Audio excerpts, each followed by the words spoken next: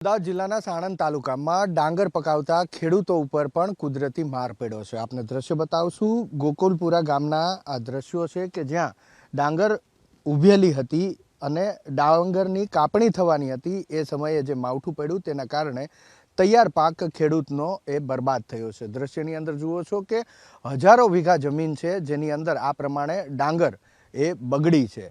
ડાંગર હવે વેચાશે નહીં, ખેડૂતને એ માલ વેચીને પૈસા તો નથી જ મળવાના, પરંતુ આ જે બગડેલી ડાંગર છે એ ખેતરમાંથી સાફ કરવાના પણ પૈસા ખેડૂતે આપવા પડશે એવી પરિસ્થિતિનું નિર્માણ થયું છે। શું પરિસ્થિતિ છે ખેડૂતની એ જાણવા માટે અહીંયા કેટલાક ખેડૂતો છે તેમની સાથે વાત કરીએ। કેવી પરિસ્થિતિ હતી, કેટલા દિવસ જો માવઠું ના થયું હોત તો આ ડાંગર તમે ખળામાં લઈ લીધી હોત?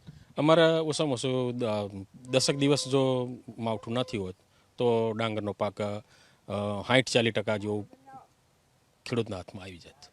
કેટલું નુકસાન વીઘે તમારે ગણાય કે તમે જે ખાતર બિયારણ બધું વાપર્યું? નુકસાનમાં તો કોઈ નક્કી જ ના કહેવાય, એમ અંદાજી તો લગભગ એક ખેડૂતને તો ડાંગરનું નુકસાન ગણો તો ખાસું ગણાય।